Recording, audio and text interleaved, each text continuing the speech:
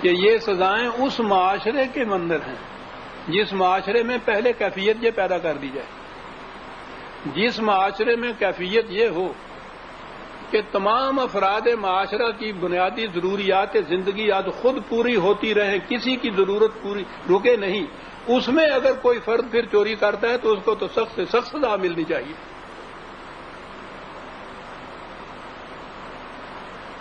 قرآن کے معاشی نظام اور معاشرتی نظام میں بڑا چولی اور دامن کا ساتھ ہے۔ معاشرہ کس قسم کا ہے جس کے اندر آپ قوانین نافذ کرنا چاہتے ہیں؟ اصول یہ قائم کیا کہ جرائم کو ختم کرنے کا طریقہ یہ ہے کہ معاشرہ ایسا پیدا کرو جس کے اندر ان جرائم کی ضرورت نہ پڑے کسی مجرم کو۔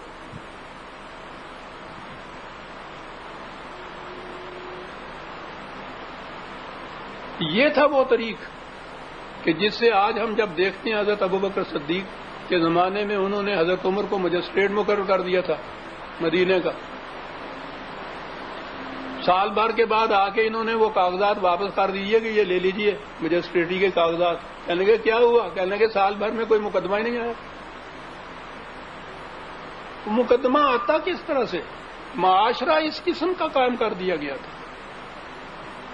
یہ تھی مملکت جو اپنے آپ کو اسلامی و قرآنی کہتی تھی۔ اور پھر اس کے ساتھ ہی یہ بھی تھی کہ جو کچھ دیا جاتا تھا ان لوگوں کو، میں نے جیسا عرض کیا ہے وہ خیرات کے طور پر نہیں تھا، یہ ان کا حق تھا جسے وہ جیسے میں نے عرض کیا ایز آف رائٹ طلب کرتے تھے۔ حق معلوم للسائل والمحروم، حق اور حق بھی ایسا جو معلوم ہو ہر ایک کو، ہر ضرورت مند کو معلوم ہو، اس طرح سے وہ لیتے تھے۔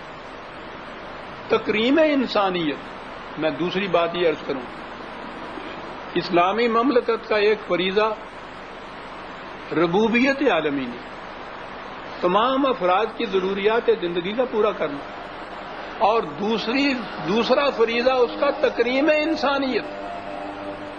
قرآن نے اس پہ بڑا زور دیا ہے، اس نے کہا ہے وَلَقَدْ كَرَّمْنَا بَنِي آدم، ہر انسانی بچہ ہونے کی جنس سے یکساں واجب التکریم ہے، ایکول رسپیکٹ کا مالک ہے۔ کسی انسان کی تذلیل اگر کر دی جائے تو سنگین جرم ہے قرآن کریم کی روح سے اس مملکت اور اس معاشرے کا۔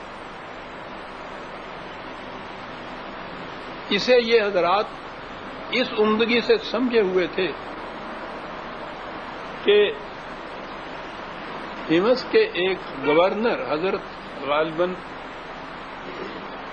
عمیر بن سعد تھا ان کا نام، انہوں نے کسی وقت یوں ہی کسی وقت غصے میں آ کے ایک ذمی کو، غیر مسلم محکوم ذمی یوں سمجھ لیجئے نا، اس کو کہہ دیا اخذک اللہ، خدا تجھے ذلیل کرے۔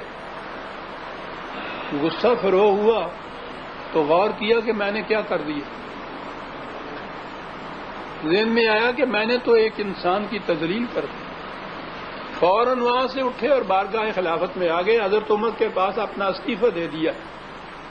کہنے لگے کہ مجھ سے ایک ایسا جرم سرزد ہوا کہ اس کے بعد میں اپنے آپ کو اہل ہی نہیں سمجھتا اس قسم کے مناصب کے۔ انہوں نے کہا کیا ہوا؟ کہا کہ میں نے ایک انسان کی ذلت کر دی۔ بہتیرا سمجھایا گیا، بڑے ہی بلند پایا گورنر تھے یہ، کہ اس کی ندامت آپ کو ہوئی یا یہ معاف؟ کہنے لگے کہ چھوٹی موٹی لغزشیں تو خدا نے کہا ہے کہ میں معاف کر دوں گا،